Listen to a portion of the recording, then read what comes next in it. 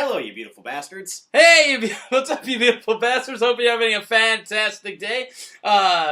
You just threw me off so much with that. Okay, this is going to be a different type of show. We're going to be doing a review, but it's going to be a drinking game review. We've never done this before.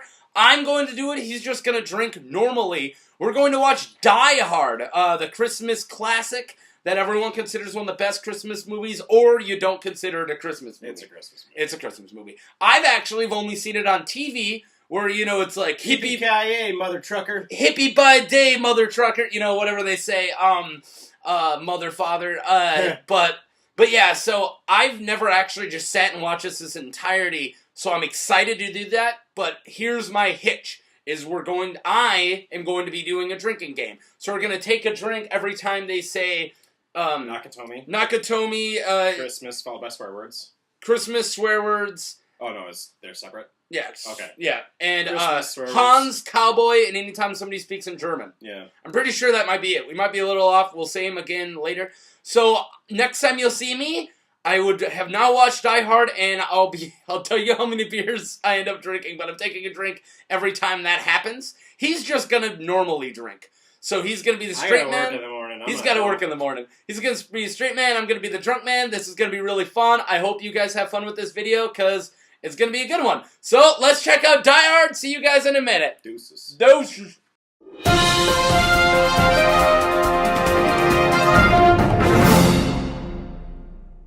Hey! What's up, you stupid... vasectomy bastards. Oh, by the way, you have to take over the entire intro. Oh, okay. Welcome to Unprofessional Movie Reviews, where we unprofessionally review movies. We do not have a script or anything planned. Like us on Twitters and the Facebooks. Here's how this works. We're going to give you a short, spoiler-free synopsis of the movie that we just watched, which was... Die Hard. Die Hard, the first one. The very first one. So we're going to give you a spoiler-free synopsis, although you should have already seen this movie because this came out in what? 1987? 88. 1988. So you should have seen this by now. If you haven't, shame on you. It's a Christmas movie. You've had like however many Christmases till now to watch it and you still haven't. Well, shame on you. But we're also going to give you our negatives and then our positives and then a custom tailorized review. You want to give us a synopsis? I didn't bring down the words we drank to. You guys heard them. I remember what they were. I doubled them. We drank to the words Nakatomi, Christmas, any swear words, anything in German. Cowboy and Hans. What's the guy's name? Tagada? Taganaki? Taganati. But we only started it right before he died. Yeah. We also did detonators eventually, too. Detonators towards the end once they started using them. Yeah. And then, I doubled at an hour and a half. Yeah. No, about an hour is when I started doubling. So I did one drink for all of those, but after about before halfway, I started doubling. He cut himself off pretty late into the movie. You did pretty good. But you didn't double. You never doubled. No, I never. Right when I doubled, you didn't. I also had 2 beers and switched to whiskey, so... I'm at what? This is my 14th? This is like a very, very watered-down third whiskey. I'm at about my 14th drink, I'm pretty sure. So here we go. Let's review Die Hard, starting with our negatives. Yeah, let's start with our negatives. Go. I'm so drunk. There's not a lot of meat to this movie. There's no higher-reaching allegory other than the story about Al shooting the kid. Which, that's not a spoiler because you don't know what we're talking about if you haven't seen this movie. Yeah, no, watch this movie. This is a drunken review. You should know this movie. It's from more than 10 years ago. It's like 30 fucking years ago. I know this movie. There's nothing deeper to this movie other than cop shoots terrorists. So, there's nothing more important about this movie.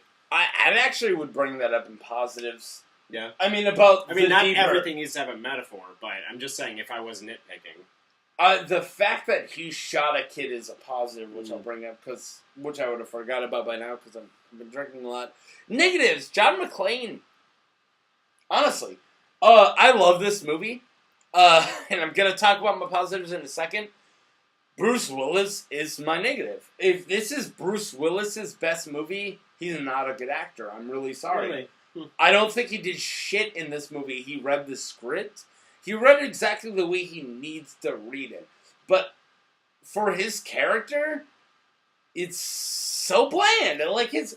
Okay. See, if we're going to talk about performances... All right, I'm not... all right. If we're going to talk about performances... I'm going to state right now, written for him, he is written horribly. I'll state that right now. And yes, even performances, the only good out of his character is from the script. So, no, let me take away, I'm drunk. He's written fine. That's why he's fine. He's reading the script in front of him. I don't think Bruce Willis brought shit to this character. I love this movie, and I realize that is the wrongest negative to bring, because everyone's like, this is Bruce Willis' first movie. He didn't bring shit to this script. I think literally everyone who isn't one of the terrorists, or burglars, however you want to call them, whoever isn't Hans, Holly, Ellis, or John. All right, I was going to argue one of those. And Al. Everybody outside those characters was terrible. Yeah, you're right. Even Argyle Argyle wasn't shit. But you're right, there wasn't too much out of that. You're cutting off the FBI guys, I'm okay with that. Them. You're cutting off the journalists. Gregory Peck, I'm okay with. Them. You're cutting off the principal from Breakfast Club, I'm okay with that. You're right. You know that? Does Barry Manilow know that you rate his wardrobe? I got you your entire life, man. Mess with the bull, you get the horns. Mess with the bull, you get the horns. I'm drunk. I'm gonna knock your dick in the dirt. Pretty sure my dad actually had his principal say that to him at one point. Knock your dick in the dirt? Knock your dick in the dirt. How old's your dad? Fucking 52. Right, 53? Nah, 53. My dad's 60, but my mom's 50. Alright, so moving on.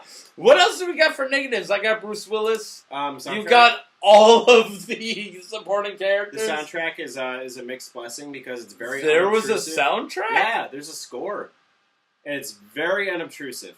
Very unobtrusive, which is usually a good selling point for me, but there also is nothing recognizable about this score. There's no Back to the Future theme, or Jurassic Park theme, or a Star Wars theme that's like super recognizable. Indiana Jones. Like, this movie, in my opinion, Die Hard goes right up there with Terminator, Jurassic Park, Star Wars, Indiana Jones, Back to the Future. But it doesn't have that, like, iconic score. You're saying the movie goes up there, but the score doesn't. Yeah. You just said? Yeah. I'm sorry, I'm drunk. I'm trying to follow you. Yeah. Alright, yeah, I follow that movie-wise. If you guys didn't see the intro, which you did in order to get to this part, I actually never watched this movie all the way through, so that this movie doesn't rank that high until today. It's actually really fucking And I've good. seen all of them multiple times, except for the very most You're recent right. one. I haven't seen it all. Score-wise, Stupid. especially Jurassic Park, score-wise doesn't come near. Jurassic Park's one of those where... You remember when we did the Jurassic World review, and I just couldn't stop but get the opening of Jurassic Park? Oh, it's like amazing! It's not the opening. You're right. I actually... Yeah, it's when the helicopter's going Yeah. down.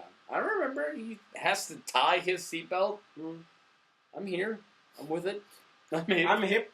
I'm hop. A hip to the hip. To the hip. Don't stop the rocket to the bank. Okay, alright, cool. So the score's shit, and I agree because I don't remember it. Yeah, I just watched the movie. Very It didn't hit shit. Yeah. Sound was good. Are we Special bringing effects were great. Are we bringing up the performances you'd already mentioned in the positives then? I don't care about any other of the performances. That you didn't mention. Yeah, because the reason I didn't mention them is because they were bad. I specifically said that they were bad. Yeah, alright, so the ones you mentioned are positives. No, the ones that I mentioned are also in the bads, though, too, because I said all the ones except these people were terrible. I mean that without exception. I know, I'm confused. You want to go to positives? No. Sorry, go to negatives. I'm saying that Finish. I said there was a handful of people that were okay. Yeah, alright. Okay, so the okay, I wasn't talking the okays about them. aren't positives? I wasn't talking about them, though. I was confused. doing this for the specific intent of singling out everyone else as bad. Oh, no, I get that. So the people I'm about to name off are in positives, right? They should be. Alright, that's what I'm asking. Either that or you're wrong, but continue. Alright, are you cool with negatives? Because I want to move on. That's Yeah, what I'm sure, saying. let's go with Positives! Bonnie Bedelia, who plays his wife, Holly Bedelia, she's in Parenthood, and I love her. Because I love Parenthood more than any person my age who has male organs should love. This is easily the best performance by Reginald VelJohnson that you will ever see. Reginald VelJohnson's a guy who, he's in Family Matters, is a guy who is an Urkel. He's a cop.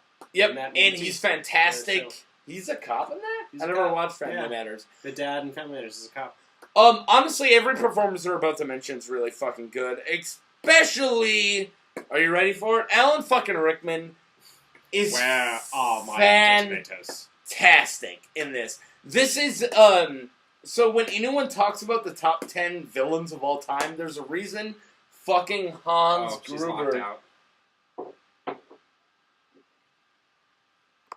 Alright, sorry about that. Somebody came to the door, and it was like my landlord, and she was confused. If you don't live in Fargo right now, it's snowy. And winter sucks here. And winter really sucks, so it's snowing really bad. He has to move his car. Sucks in Fargo, Manitoba. I'm telling you. Fargo, Manitoba. That's a joke he made. Alright, cool. So where are we on, like, performances right now? Yeah, you were talking about Alan Rickman. I love Alan Rickman. He's so good in this. It's not as good as performance in Dogma. But seriously, when you talk about, I'm sure I already said this, but when you talk about top 10 villain lists, there's so many other movie reviewers and movie personas on YouTube that put him in the top 10. Yeah, and I now get it. Hans Gruber's fan-fucking-tastic. This is the first time I've ever watched this movie in full, and he's gold. He's really fucking good. I wouldn't put him in top 3. He's definitely got one of the best performed deaths I've ever seen. Yeah. Yeah.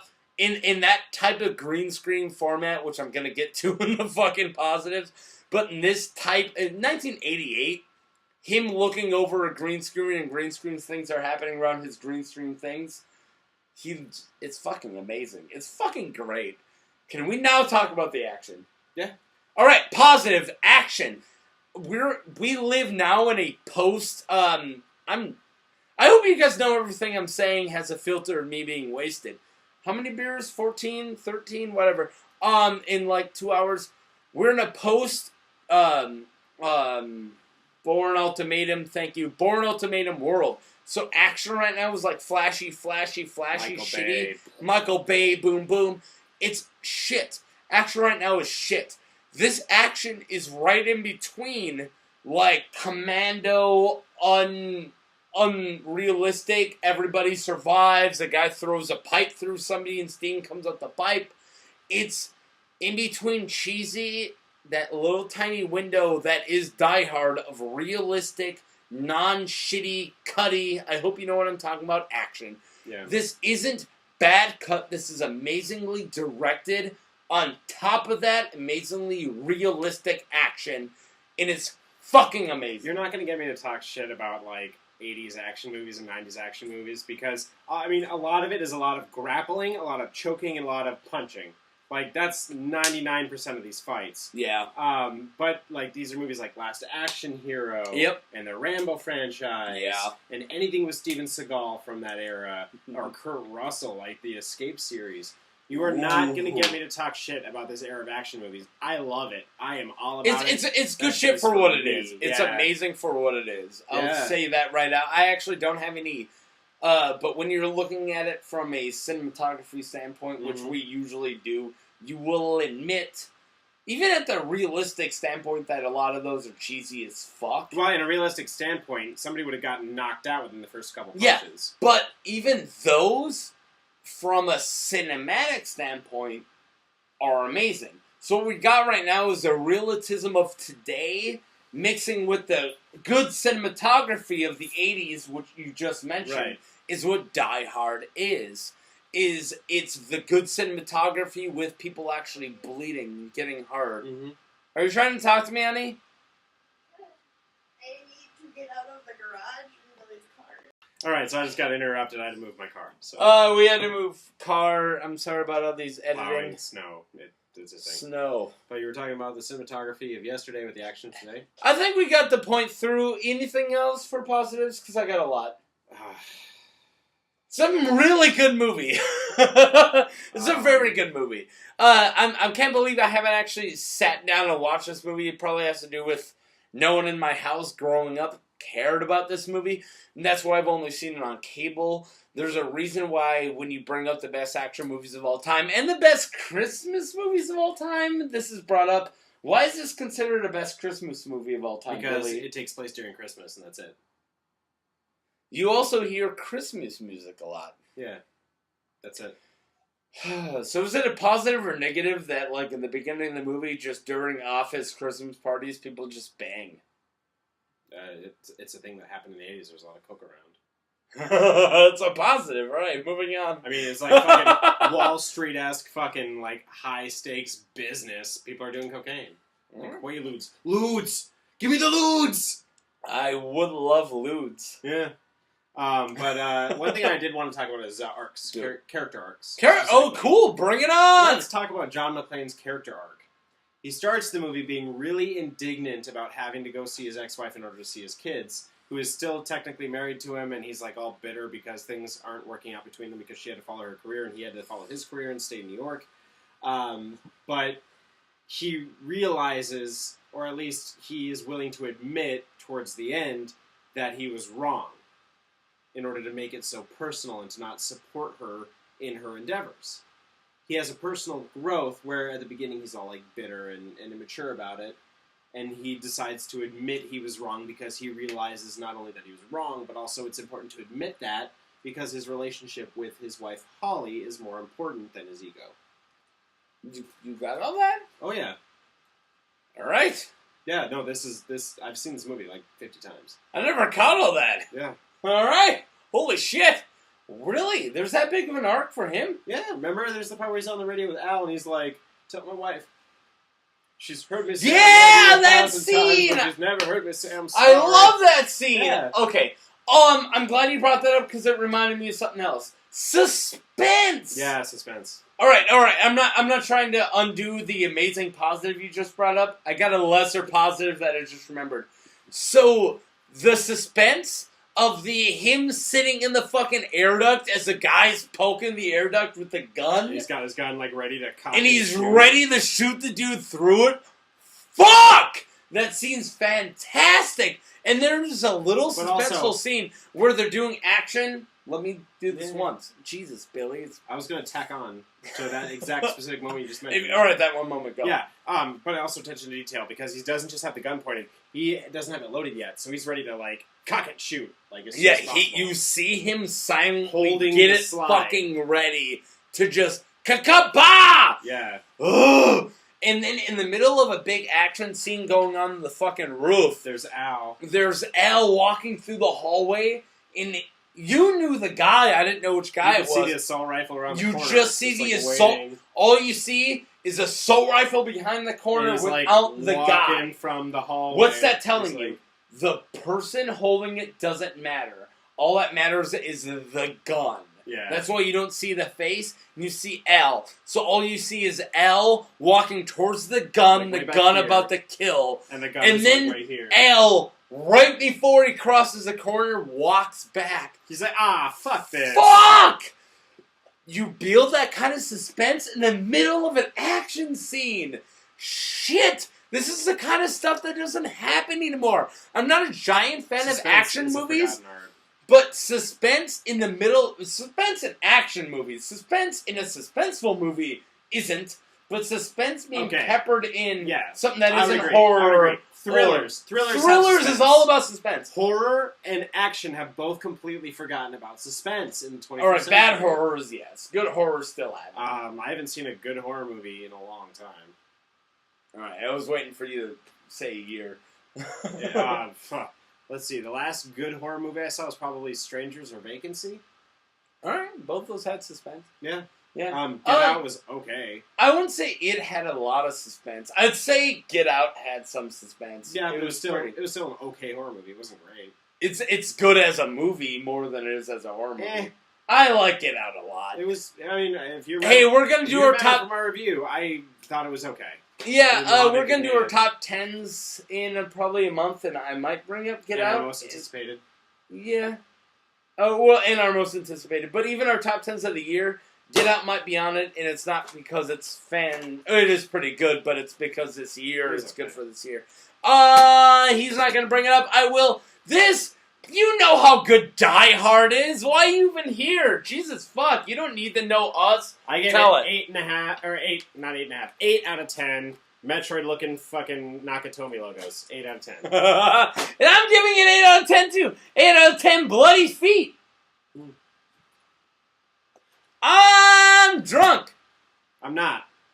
Welcome to Unprofessional Movie Reviews. All right, I hope you guys enjoy this. I want to make a recommendation for one of our previous reviews. Oh, go ahead and watch our review for Blade Runner 2049. Yeah, a lot of people have actually seen that one. Yeah, since we're talking about 80s shit. You know who no one has seen? It's like no views at all.